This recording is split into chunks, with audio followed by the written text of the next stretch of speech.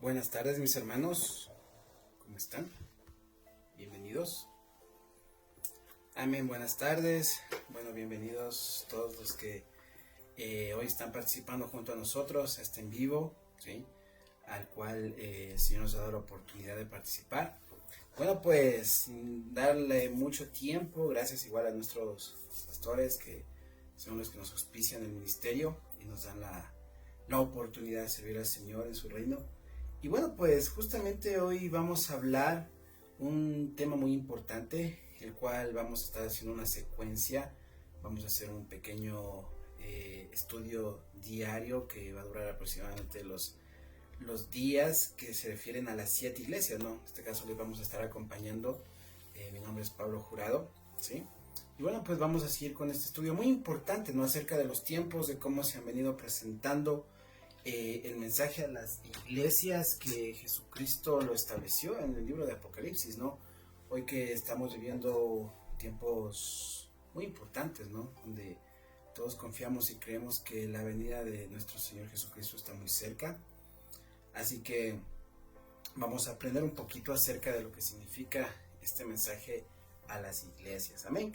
Y bueno, pues antes de entrar en el tema, muy importante creo que darle la bienvenida y la participación al Espíritu Santo, a nuestro amado Señor, sí, que Él tenga el control de todas las cosas. Y bueno, que el tema que nosotros vamos a enseñarles esta tarde sea de mucha bendición para usted. Amén. Amado Señor Padre, gracias por este tiempo, la oportunidad que tú nos das, Señor, del servicio. Gracias, Padre, porque venimos delante de ti como barro, Señor, en el cual tú depositas tus verdades, depositas tu espíritu, Señor. Nosotros llegamos a ser mensajeros, voceros, Padre Santo, de tu palabra, Señor. Te doy las gracias, Señor, porque a través de esta plataforma, Señor, sabemos y creemos que podemos llegar a muchas personas, Señor, que tienen necesidad, Señor, del conocimiento de la palabra, del conocimiento del mensaje, que tienen la necesidad, Padre Santo, por sobre todas las cosas, Señor, de aprender, Señor, esa voz, Padre de la gloria, Señor, que habla nuestro espíritu, Señor. Seas tú hablando, seas tú propiciando en cada uno de nosotros sabiduría y entendimiento, Señor, y que este tiempo, Señor, pueda ser de bendición y para gloria y honra tuya, Señor, y que tu mensaje se esparza, Señor, que corra, Padre Santo, hacia la vida y a los corazones de todos aquellos que tienen hambre y sed, Padre Santo, de ti, y específicamente, Señor, de tu palabra, Señor. Tienen hambre, necesidad de conocer, de alimentarse, de profundizar en tus verdades, Señor. Gracias por este tiempo, Señor, en el nombre de Jesús, amado. Amén y amén. Amén. Bueno, mis hermanos, vamos a estar aprendiendo en este tiempo el mensaje a las iglesias, ¿no? Un tema muy importante. Si Dios permite, pues vamos a seguirlo haciendo cada lunes. Cada lunes va a ser un tema diferente acerca de cada iglesia. Y este lunes, pues hoy nos toca realizar el estudio a la iglesia de Efeso. Amén. Así que les invito a que vayamos al libro de Apocalipsis, al capítulo 2, y vamos a estar en el versículo 1. Y la palabra del Señor dice: escribe esta carta el ángel de la iglesia de Efeso. Este es el mensaje de aquel que tiene las 7 estrellas en la mano derecha, del que camina en medio de los 7 candelabros de oro. Yo sé todo lo que haces. He visto tu arduo trabajo y tu paciencia, con perseverancia. Sé que no toleras a la gente malvada. Has puesto a prueba a los pretenciosos, a las pretensiones de esos que dicen ser apóstoles, pero no lo son. Has descubierto que son mentirosos. Has sufrido por mi nombre con paciencia, sin darte por vencido. Pero tengo una queja en tu contra. No me amas a mí, ni se aman entre ustedes como al principio. Mira hasta dónde has caído. Vuélvete a mí y haz las obras que hacías al principio. Si no te arrepientes, vendré y quitaré tu candelabro de su lugar entre las iglesias.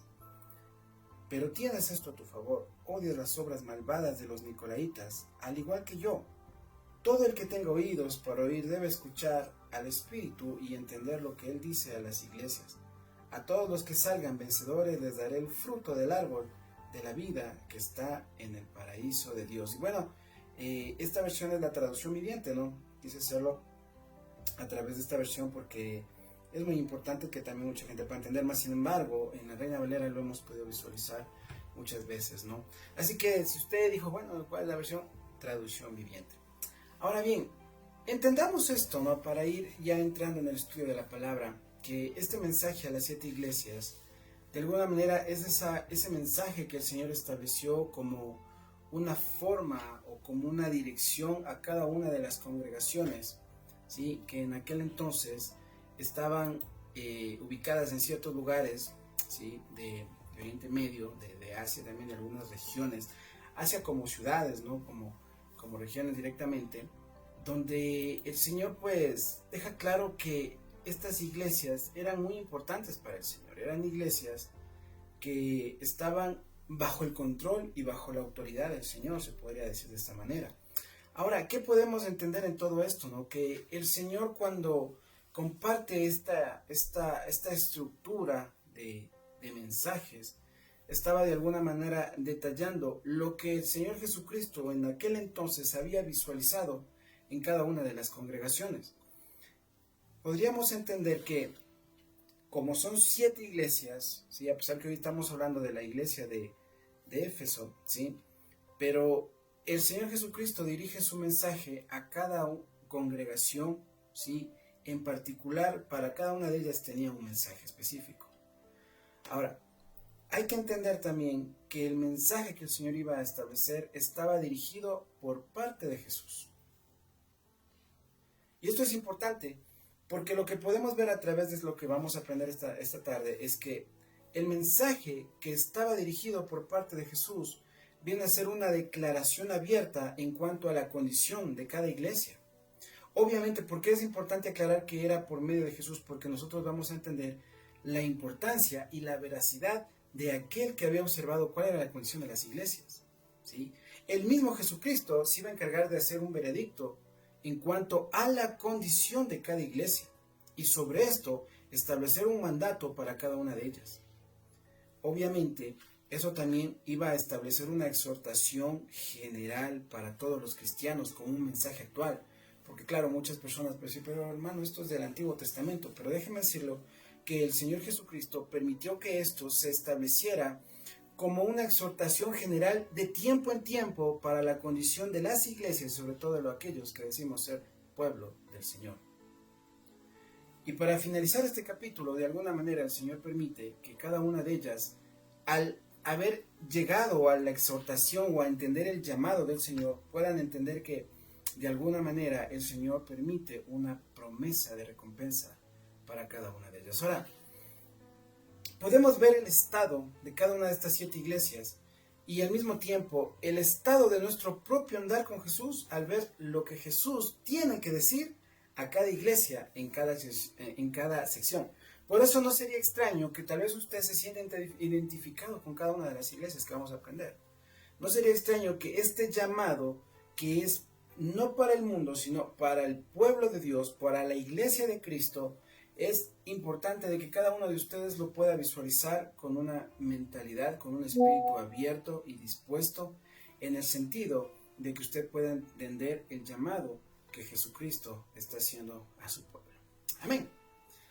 Así que bueno, vamos a empezar esta tarde con la carta que Jesús estableció a la iglesia de Éfeso. Fíjese usted que aquí cuando empieza y dice, escribe el ángel de la iglesia en Éfeso, el que tiene las 7 estrellas en su diestra, el que anda en medio de los 7 candeleros de oro.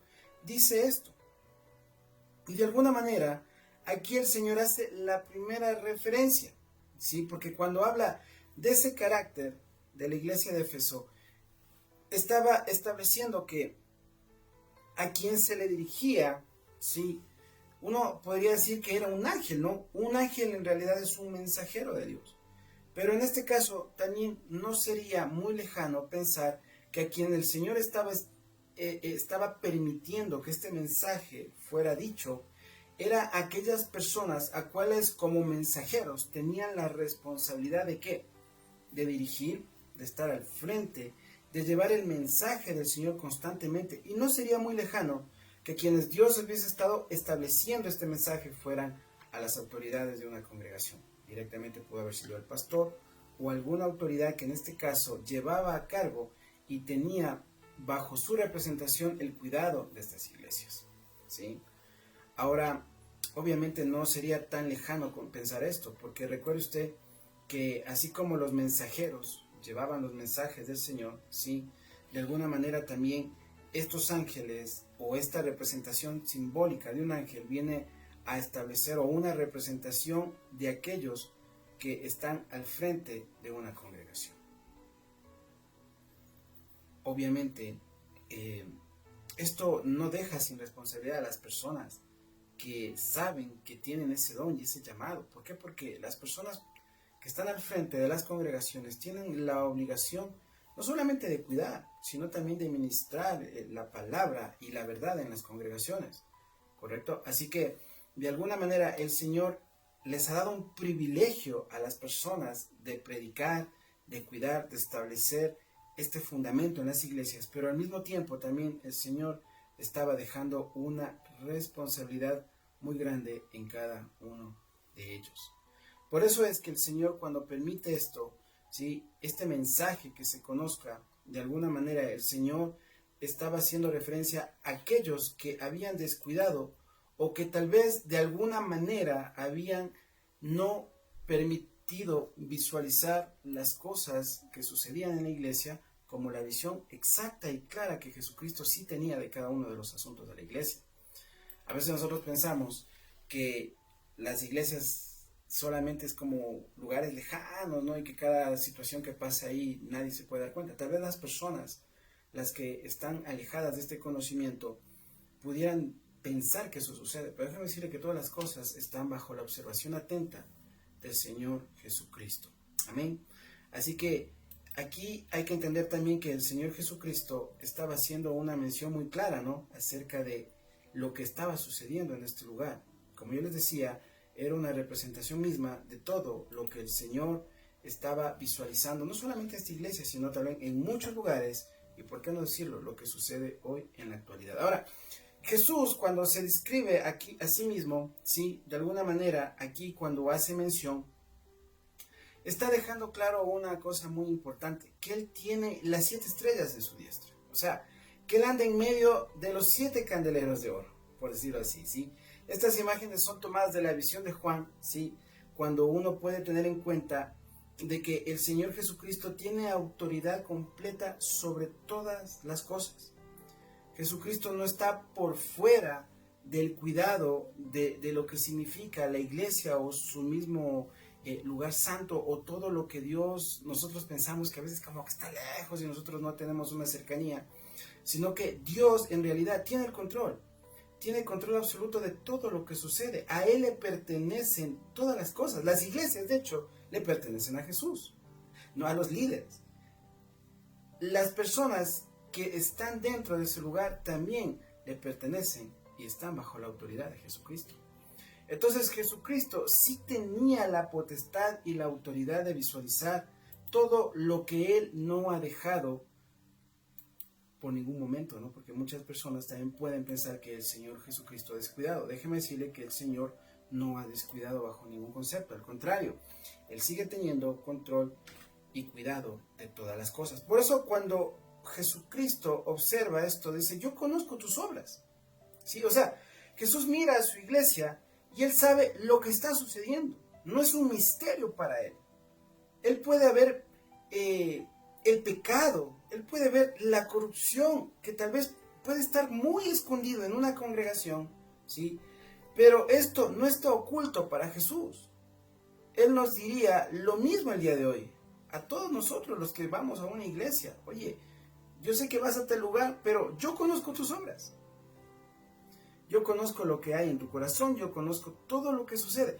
Yo conozco si tus obras están dirigidas bajo la ordenanza y la guía de mi espíritu, o si tus obras están dirigidas bajo tu propio esfuerzo o tu propio conocimiento. Entonces aquí el Señor estaba dejando claro que Él sí tenía la potestad de visualizar lo que tal vez muchas personas no estaban visualizando. Ahora, qué importante es entender que también esto, bajo esta dirección de Jesucristo, que Efeso no era cualquier lugar, ¿sí? Efeso estaba encontrada en una dirección, en un lugar muy famoso, ¿sí? En aquellos lugares donde las ciudades eran conocidos por todo el rol social que tenían o por el rol económico, y muchos de ellos también por la estructura religiosa que se presentaba en muchos de ellos. Entonces ahora, ¿qué podemos nosotros distinguir de todo esto? Que cuando el Señor hace o dirige su atención a esta ciudad, nosotros debemos entender que esta ciudad era una ciudad famosa, ¿sí? Del mundo antiguo, con una iglesia que compartía la misma fama, ya que Efeso era la ciudad donde Pablo ministró por 3 años. Eso lo podemos encontrar en referencias como en el libro de los Hechos, ¿no? Era la ciudad donde Aquila y Priscila con Apolos ministraban. Era la ciudad en donde él asociaba todo lo que tenía que ver con la iglesia que estaba creciendo en esta región. Entonces, obviamente, este lugar no era cualquier lugar. Pero Efeso, ya fuera del contexto de la iglesia, también era un lugar conocido a nivel mundial, por ser el centro religioso, cultural y económico de la región. Efeso tenía el notable templo de Diana, ¿sí? Que era la diosa de la fertilidad, o conocida también como Artemisa, ¿no? Y era una estructura grandiosa lo que se veía en aquel entonces. Y muchas de las personas que por el ámbito económico se acercaban a esta ciudad, muchas veces también lo hacían dirigidos a la devoción de esta divinidad establecida en aquel entonces, ¿no? Obviamente era muy importante para ellos el culto que había alrededor de esta deidad, ¿sí? O de esta figura, o de este Dios creado por manos humanas, que de alguna manera muchas personas se acercaban, y comerciantes, reyes, iban a este lugar, seguros de mantenerse seguros y estar bajo la protección de la misma. Era allí, obviamente, donde de alguna manera la iglesia estaba fundada, donde el Señor Jesucristo, el que tenía el control de todas las cosas, ¿sí? El que de alguna manera, a través de lo que nosotros podemos conocer, a cuál se le enfatiza la autoridad sobre la iglesia. Por eso dice, Él tiene las 7 estrellas, Él tenía la autoridad, el control de todas las iglesias que vamos a hacer mención en esta secuencia de estudios que vamos a estar viendo. Obviamente el Señor conocía las dificultades que muchos de su pueblo estaban atravesando en aquel entonces. Muchos de sus líderes tenían la presión, obviamente. ¿Por qué? Porque estaban no en cualquier lugar. Estaban en un lugar donde la fama acerca de las cosas que pasaban en esa ciudad eran bien fuertes, como las corrientes actuales, ¿no? Que de alguna manera tratan de jalar a las personas a que nosotros nos apartamos, y en este caso al pueblo de Dios, de que nosotros olvidemos directamente la importancia de mantenernos fieles a su palabra y a su mandato. Entonces es en este lugar donde el Señor dice, yo conozco tus obras, yo sé lo que está sucediendo aquí. No era un misterio para el Señor, como lo dijimos hace un momento, ¿no? Para Él no había nada oculto de lo que estaba pasando. Y el Señor puede visualizar que entre las obras de esta iglesia hay algo muy importante. Y miren lo que dice más adelante, ¿sí? En el versículo 2 dice, yo conozco tus obras y tu arduo trabajo y paciencia, y que no puedes soportar a los malos, y has probado a los que se dicen ser apóstoles y no lo son, y lo has hallado mentiroso.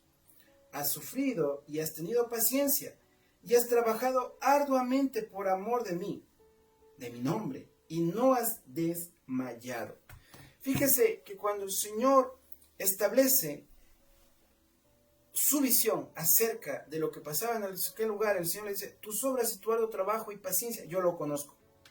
O sea, Jesús miraba que esta iglesia estaba obrando bien, que ellos trabajaban duro para el Señor, y que ellos tenían la paciencia piadosa, la paciencia que de alguna manera está establecida esa palabra griega, ¿no? Que significa, cuya raíz es hupomone, que en este caso nosotros deberíamos entender como esa paciencia firme, esa paciencia que muchas veces no se mueve bajo cualquier circunstancia, sino que parecería que es una roca sólida, una iglesia que sabía que la fidelidad en cuanto al trabajo en la obra de Dios era definitivamente algo que iba a sostener toda la estructura de la iglesia.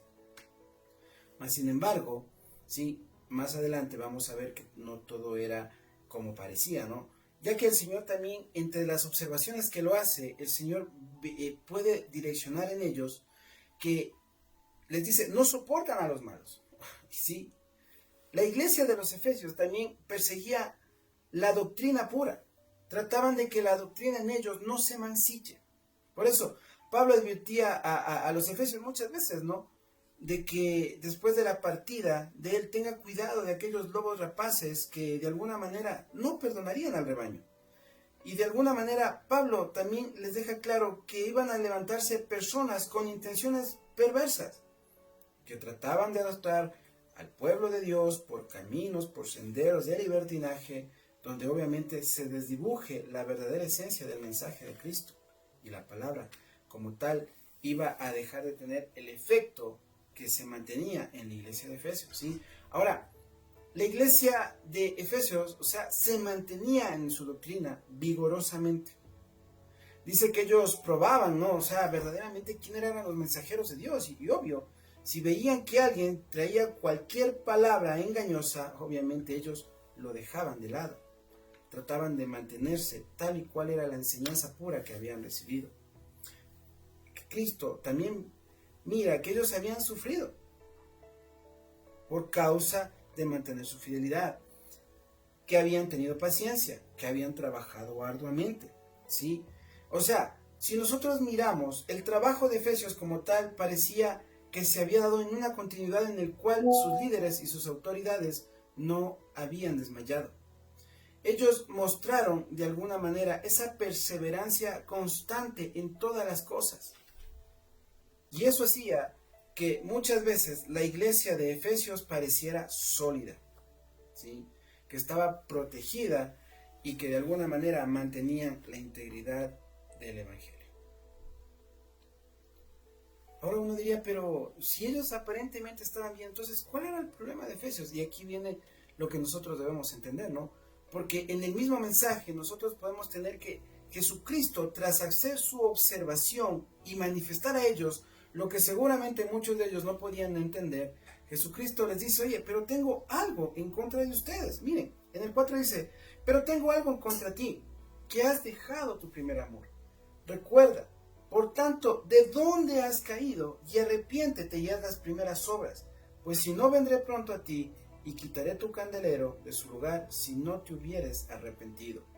Qué interesante que a pesar de que el pueblo, en este caso la iglesia de Éfeso, estaba haciendo las cosas muy bien, ¿sí? Por un lado, usted podía visualizar el trabajo de ellos, la perseverancia, la paciencia, la organización, la fidelidad tal vez a todo lo que ellos habían aprendido, pero por otro lado había otro camino o había una situación que estaba pasando allí que tal vez muchos de ellos no la podían distinguir, pero ¿quién podía distinguir claramente? Era el Señor Jesucristo. Entonces, aquí el Señor le dice una palabra muy importante, pero. O sea, ¿qué significa el pero? Que a pesar de todo eso, hay algo ahí que no está bien. Que a pesar de todo eso que parecía muy bien, algo el Señor no tenía o no podía dejar pasar por alto. ¿Por qué? Porque significa que todo el bien que la iglesia de Efesos hizo no cancelaba todo el mal que Jesús estaba a punto de describir. Y esto es importante, hermano, porque tal vez hoy actualmente o en la actualidad, nosotros podríamos entender que hay muchos lugares que aparentemente parecería que está muy bien, ¿sí? Que se está viviendo el verdadero evangelio del Señor, el verdadero mensaje de Cristo, la verdadera palabra que nosotros aprendimos de parte del Padre.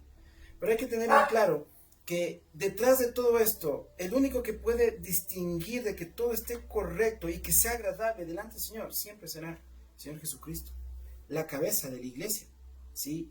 Entonces, por más que nosotros digamos, pero hermano, todo lo que hacemos nosotros hacemos muy bien, sí, pero si Jesucristo ha visualizado algo que va en contra de su verdadero mensaje, por más que todo lo que usted haga bien, hermano, no va a dejar de lado lo que Jesucristo observará, que está mal. Ahora, ¿cuál es la observación de Jesucristo para esta iglesia? Que dejaste tu primer amor.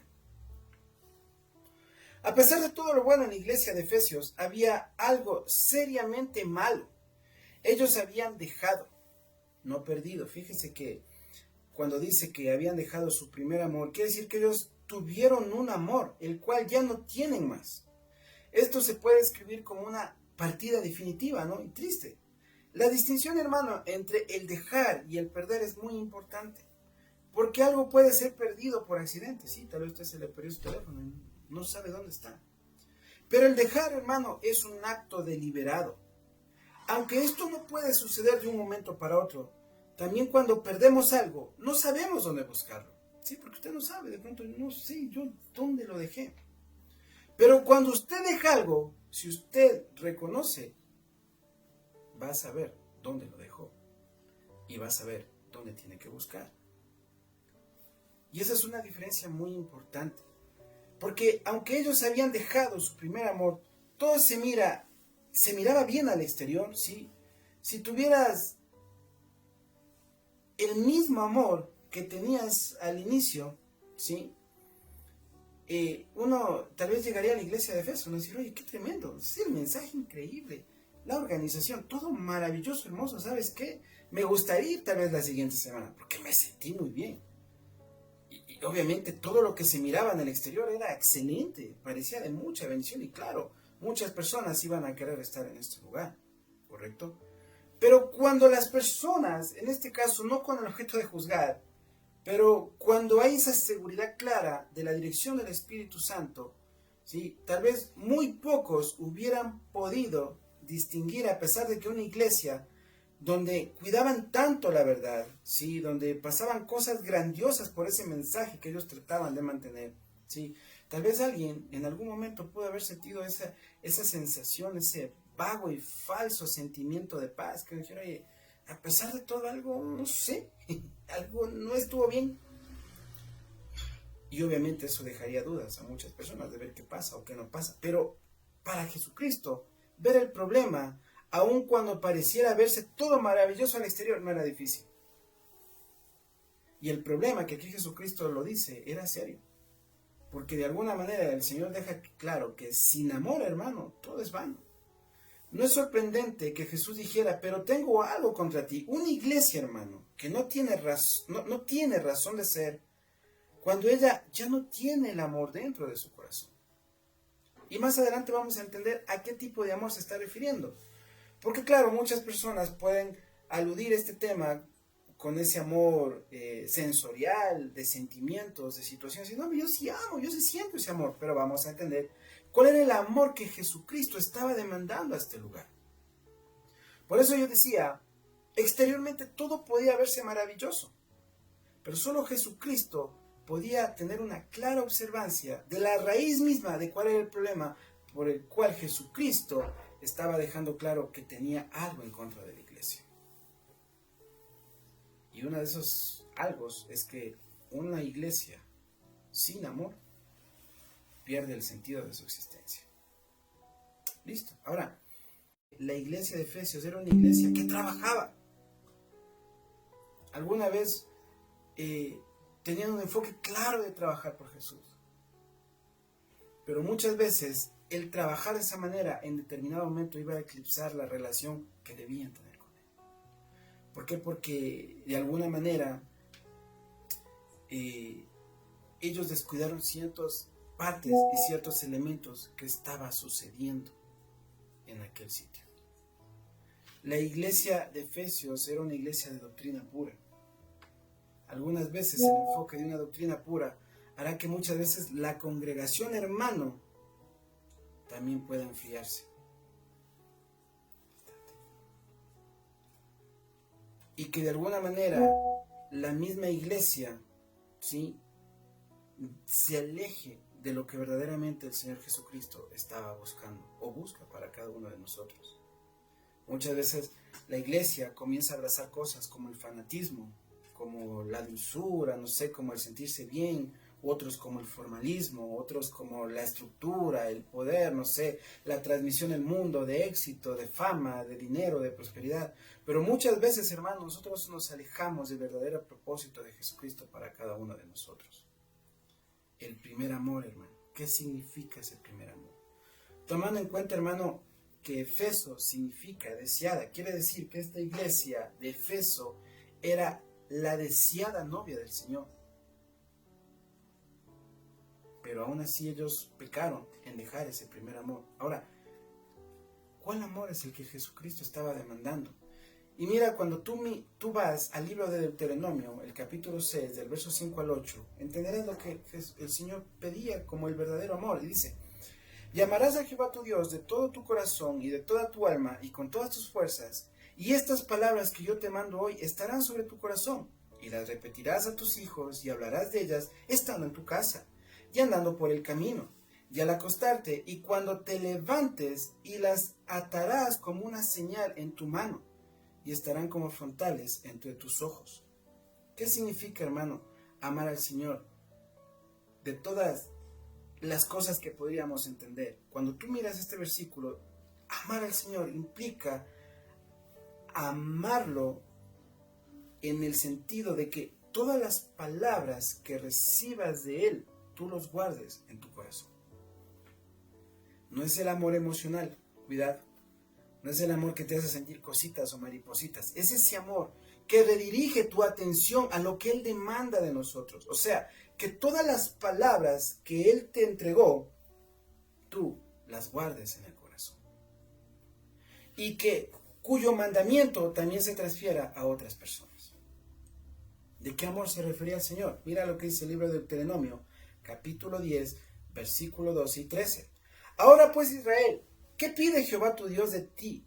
Sino que temas a Jehová tu Dios, que andes en todos sus caminos y que lo ames, y sirvas a Jehová tu Dios con todo tu corazón y con toda tu alma, que guardes los mandamientos de Jehová y sus estatutos, que yo te prescribo hoy para que tengas prosperidad. O sea, amar a Dios, hermano, es igual a temerle, andar en todos sus caminos y guardar sus mandamientos y todos sus estatutos.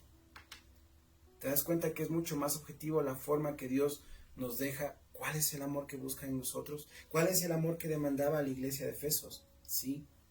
Mira lo que dice, tal vez alguien diga, pero hermano, ¿cómo que usted me habla mucho del Antiguo Testamento? Mira lo que dice en el Nuevo Testamento. Primera de Juan 5:3. Pues este es el amor a Dios, que guardemos sus mandamientos, y sus mandamientos no son gravosos. Juan 14:6-7 dice: Jesús le dijo: yo soy el camino, la verdad y la vida. Nadie viene al Padre sino por mí. Si me conocéis, también a mí conoceráis. Y desde ahora le conocéis y le habrás visto. ¿A quién? Al Padre. Juan 14:15-17 dice: si me amáis, guarda mis mandamientos. Y yo os rogaré a mi Padre, y os dará otro Consolador para que esté con vosotros para siempre. El Espíritu de verdad, al cual el mundo no lo puede recibir, porque no lo ve ni conoce, pero vosotros le conocéis, porque mora en vosotros y está en vosotros. O sea, Efeso, hermano, dejó su primer amor. ¿Y qué implicaba? ¿Por qué se enfrió? Porque el problema de ellos, hermano, es que dejaron lo que aquí el Señor está estableciendo en resumen general de lo que significa el amor: la obediencia.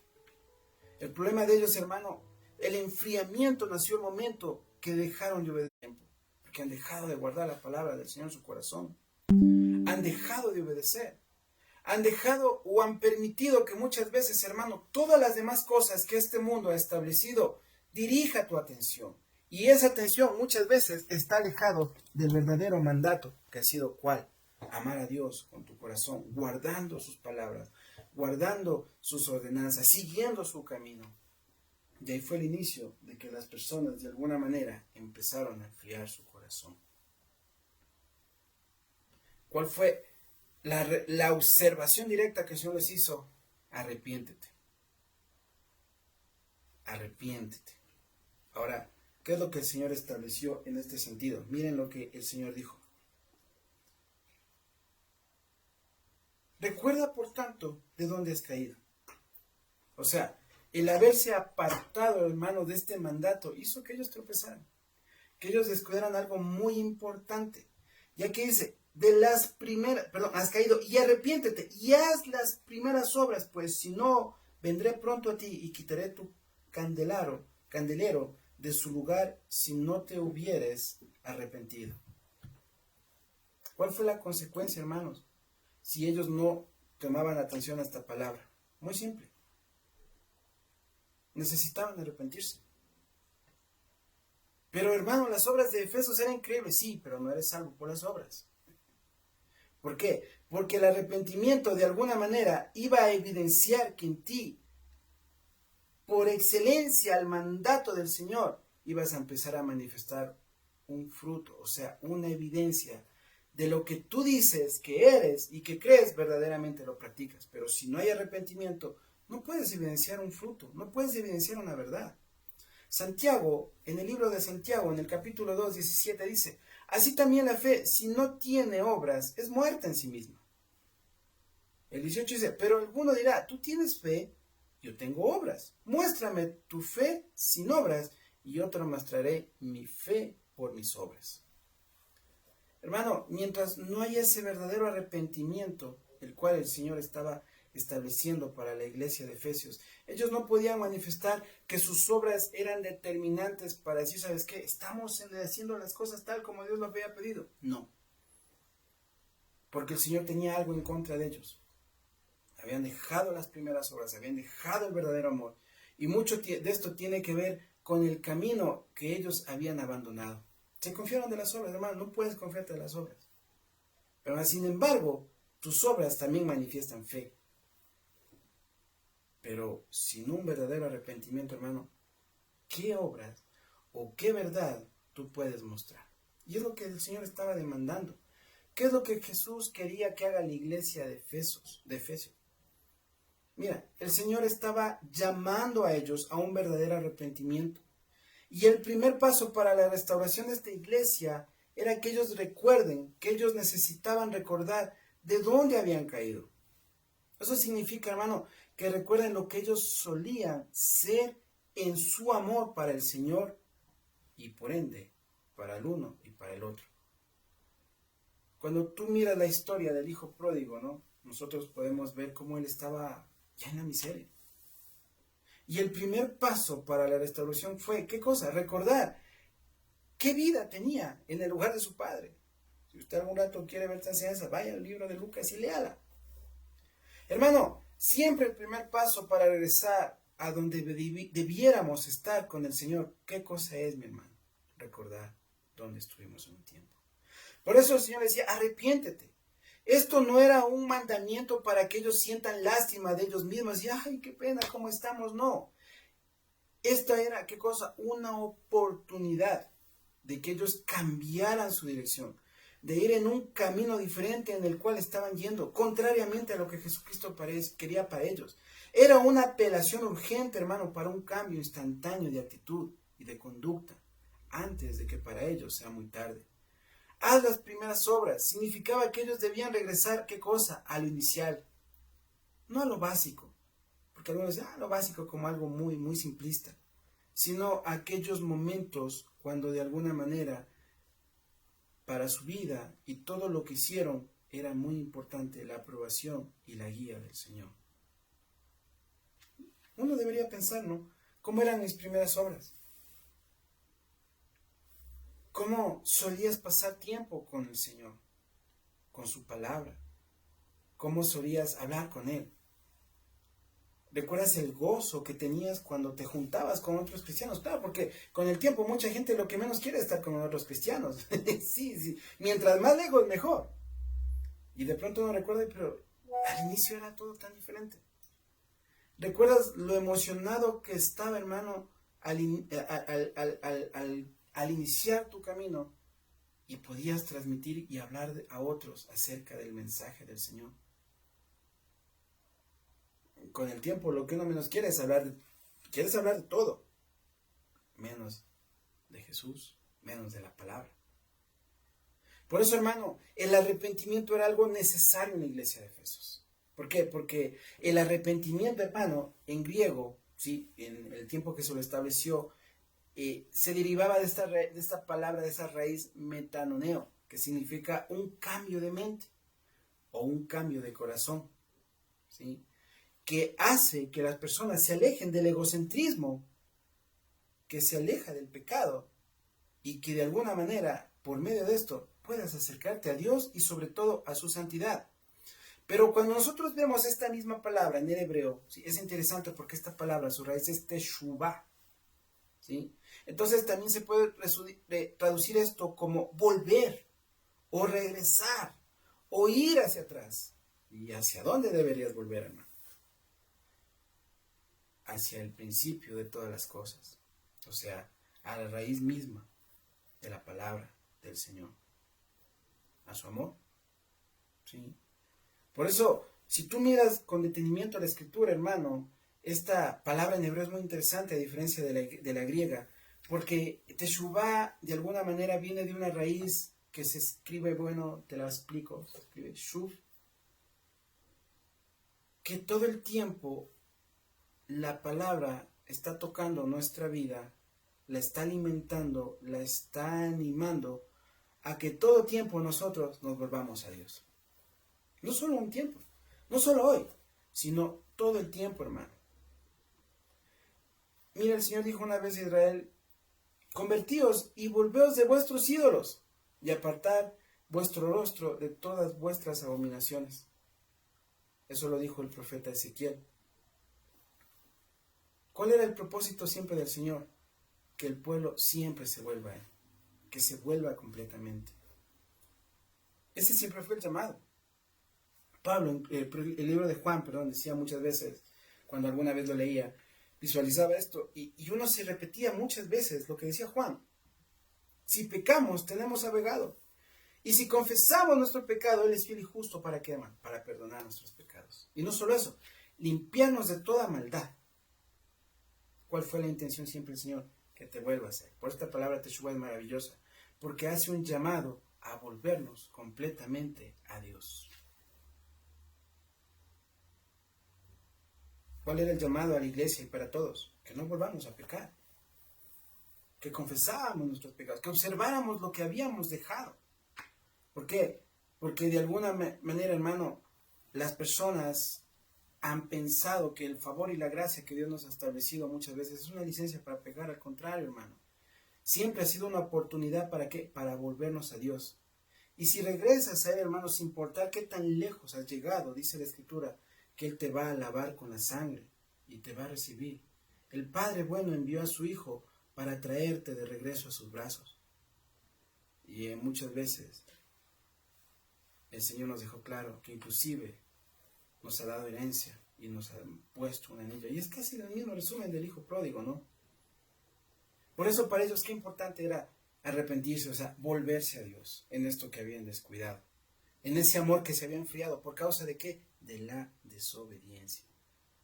¿Cuál es la consecuencia si no lo hacen pronto? Pues si no lo haces, dice, yo vendré yo mismo y quitaré tu candelero de su lugar. Jesús, hermano, les da una advertencia, pues si no se arrepienten, Él removerá su luz, su presencia.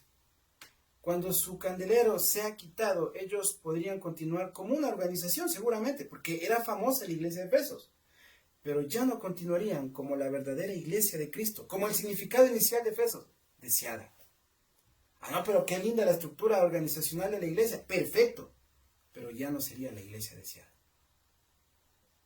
Santiago 1:22 dice, pero sed hacedores de la palabra y no tan solamente oidores, engañándonos a vosotros mismos. Es decir, hermano, no podemos saber la palabra, ¿sí? O podemos saber toda la palabra, por decirlo así, de la A a la Z, ¿sí? Y te la puedes saber de memoria. Y sin embargo, no ser parte del reino, porque los que son parte del reino oyen las palabras del Señor, pero las ponen en práctica. Ese era el verdadero llamado, sino que ellos se vuelvan. Estas son las obras justas de los santos. Los santos producen obras justas, hermano. Los efesios ya no lo estaban produciendo. Producían obras que se veían, pero no justas. Las que el Señor demandaba como fruto bueno. Como señales de arrepentimiento. No ese arrepentimiento de tristeza por los pecados o un remordimiento, sino ese arrepentimiento, hermano, que de alguna manera no solamente te lleva a un cambio de vida, sino a un verdadero cambio de una voluntad obstinada que no quiere someterse a la voluntad de Dios. El arrepentimiento, hermano, te lleva no solamente a cambiar de dirección, sino te lleva a dejar la obstinación, hermano, de la voluntad propia del ser humano, de no establecer la voluntad de Dios en su vida. Volver a Él es una decisión de dejar las cosas del mundo, de dejar de practicar el pecado. Y de alguna manera, la forma de entender la práctica de pecado es transgresión de la ley misma de Dios. Es lo que el Señor les llamaba a ellos. Porque estaban siendo influenciados. Estaban siendo engañados. Y vamos a entender quiénes se habían encargado en aquel entonces de llevar adelante esta manifestación. Porque hubieron personas que lo hicieron. Y para ir avanzando, ir terminando, hermano, es muy importante entender esto. Porque el Señor entre todo esto también les deja claro a los efesios. Dice, pero tienes esto. O sea, en todo esto el Señor sigue manifestando o elogiando las buenas prácticas que ellos hacían en algunas cosas. Entonces dice, pero tienes esto, que aborreces las obras de los nicolaitas, los cuales yo también aborrezco. O sea, ellos tenían una oportunidad porque ese enfriamiento que estaba sucediendo en sus corazones era algo que Dios había visto que podía volverse. Era algo que para ellos no les impedía volver a Dios. Y esto es interesante porque cuando uno se pone a pensar entre todas las cosas también que llevaron al enfriamiento de sus corazones, fue que al ser tan rigurosos, con mantenerse firmes, y estaba correcto con lo que hacían, de alguna manera no había enlazado o no tenía ninguna relación cercana con los nicolaitas. Y esto es muy importante, hermano, porque en aquel entonces los nicolaitas fueron un grupo, sí, eran un grupo de personas, de hombres, que de alguna manera trataron de infiltrarse en las congregaciones. Muchos de ellos lo hicieron. Y lo vamos a ver en la siguiente iglesia, cómo sí entraron en las congregaciones, ¿sí? Y estas personas tenían ciertas características, hermano. Tenían algo que hacía que el Señor de alguna manera los aborrezca. Porque entre las cosas que ellos hacían, tenían como meta establecer una autoridad espiritual sobre ellos y no sobre la palabra misma de Dios. Y obviamente ellos empezaron a llevar un falso mensaje que hacían que las personas que seguían este mensaje, aunque parecía una novedad del tiempo, algo innovador de aquel tiempo, pero en realidad era algo que Dios aborrecía. Hacía que Dios mire de una manera contraria a lo que Dios había querido. ¿Por qué? Porque los nicolaitas simplemente quisieron establecer o cambiar las reglas de lo que pasaba en aquel entonces, ¿sí? Ellos querían hacer prácticas y establecerlo todo de alguna manera con una liberalidad. O sea, tranquilo, si hay pecado más o menos aquí, no te preocupes, todo está bien, ahí está la gracia del Señor, no pasa nada. Practica, no hay problema. Solamente mantente en esto y aquello, pero todo lo demás está súper bien. Y hay que entender, hermano, que los nicolaitas, de alguna manera, hermano, ellos quisieran, o fueron hombres presuntuosos, que todo el tiempo se acercaban a las iglesias reclamando autoridad apostólica. No sé si a algunos les suena esto muy conocido. Autoridad apostólica y del corazón. Y entre las doctrinas que ellos querían establecer eran que en las iglesias se plantaran jerarquías. Querían obligar a todas las personas a seguir una doctrina que llevaba a la práctica de la inmoralidad. Lo jerárquico era lo más importante. O sea, ellos estar por encima de todas las cosas, incluso por la misma palabra de Dios. Eran engañadores, hermano, que estaban en el cuerpo de Cristo. Reclamaban sus derechos y querían tener, por sobre todo los demás, beneficios. Querían modernizar la palabra, llevándole a qué, hermano, a un mensaje mentiroso y engañoso. Y algo bueno que tenían los efesios eran que no les permitieron entrar a su iglesia.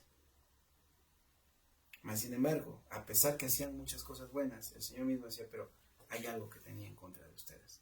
Su amor, su corazón se había enfriado por causa de algo, la desobediencia. De alguna manera, sobrellevar las cosas en aquel entonces fue muy difícil para ellos. Con todas estas corrientes modernas de aquel entonces, con toda la forma de cómo la sociedad de esta región llevaban las cosas, para ellos también era muy difícil. Pero no justificaba lo que habían descuidado. Y es aquí cuando el Señor, ya dando la última observación y estableciendo lo que Él quería para esta iglesia, le dice: el que tiene oído oiga. El Espíritu dice a las iglesias: al que venciere le daré a comer del árbol de la vida, el cual está en medio del paraíso de Dios. Y es interesante esto, hermano, porque el Señor deja claro qué había visto en aquel lugar que Él no lo aprobaba. Había visto cuál era el problema y el meollo de todas las cosas, y también había elogiado de que de alguna manera ellos se habían mantenido protegidos de ciertas amenazas de la época. Pero recuerde que el Señor, todo el tiempo que se acercaba a las iglesias, y en este caso en lo que estamos estudiando, el objetivo de cuál era: que todos se vuelvan a Dios. Hermano, si tú estás leyendo o escuchando esta enseñanza esta tarde, Dios quiere decirte que te vuelvas a Él, que te vuelvas verdaderamente al mensaje del Señor. Al menos que todos escuchen, hermano, el mensaje de Dios. En aquel entonces no iban a poder entender. El Espíritu estaba hablando a las iglesias. El Señor quería que escuche al Espíritu que estaba hablando en aquel entonces, de volverse. No era algo, hermano, que simplemente estaba asociado con, bueno, sabes que hagamos las cosas bien. No, tenían que hacer un verdadero teshuvá, un verdadero declive de una posición en la cual ellos no se habían dado cuenta, pero el Señor Jesucristo lo había observado. Debían volverse, y detrás de esto había una recompensa. Jesús hizo esta promesa: aquel que venciere. Pero ¿qué era la promesa, hermano? Sí, ¿no? Tal vez muchos pensamos: entonces, ¿sabes qué? Vamos a hacer esto por aquí, guerra por acá, y espiritual, y por ahí muchas cosas. No. El Señor estaba dejando claro que iba a recompensar a aquellos que tenían la capacidad, con la fuerza del Espíritu del Señor, de vencer, ¿qué cosa? Algo muy duro que en este tiempo se ve: la frialdad del corazón y la falta de amor, que había hecho que se alejen del verdadero amor. La promesa era que ellos comerían del árbol de la vida. La promesa para estos vencedores es el regresar a ese jardín del Edén, del cual caímos. Y por qué no decir a la vida eterna. Esto quiere decir, hermano, en el sentido eterno, que la promesa estaba vigente para aquellos que se volvían de todo corazón. Para aquellos que entendían que lo que Dios había visualizado en sus corazones era algo que a Dios no le agradaba. Hay una promesa, hay una bendición. Ahora, la cosa es, para terminar en todo esto que hoy te enseñé, hermano, es cómo has visualizado tu vida en la forma muy cercana a esta iglesia. Tal vez tus obras han sido justificadas, tal vez tus obras, no, sí, yo lo hago, yo estoy entregado 100%. Pero ¿cómo está tu corazón? ¿Cómo está ese amor inicial el cual el Señor Jesucristo está demandando? Si ese amor se ha vuelto genuino y más profundo en la forma como has guardado su palabra y cómo obedeces. Porque tal vez tú digas: yo no me contamino con lo del mundo. Pero al mismo tiempo, esa visión te aleje verdaderamente de lo que Dios quiere establecer en tu corazón. Si estás falto de algo de todo lo que esta tarde enseñamos en tu hermano, entonces el Señor hace el mismo llamado: que te arrepientas, que te vuelvas, que vuelvas a establecer en tu vida la promesa de ser un vencedor. Y una de las cosas más difíciles de vencer, ¿qué cosa, hermano? Hoy en día es la frialdad del corazón. Una frialdad que se ha hecho más aguda porque el hombre simplemente ha alejado la palabra de Dios de sus vidas. Y se ha dejado contaminar de una serie de doctrinas que ahora corren por internet, hermano, en todas las formas, en todos los gustos, en todos los sabores, por decirlo así, pero que han dañado y han mancillado la verdadera palabra de Dios, la verdadera simiente que algún día estuvo en tu corazón. Eso es lo que Dios estaba demandando a los efesios, y es lo que seguramente Dios esta noche está demandando a tu vida y todos aquellos que han dejado ese primer amor. Querido hermano, si te gustó esta enseñanza, pues te invito a que la compartas con otras personas, y también te invito a que la siguiente semana estaremos hablando de la siguiente iglesia, en este tema muy importante del mensaje de las iglesias, un mensaje que verdaderamente viene a traer el fundamento que Dios quiere para su iglesia, no solamente en los tiempos antiguos, sino en los modernos. Un abrazo, que Dios te bendiga. y nos vemos la siguiente semana. Amén.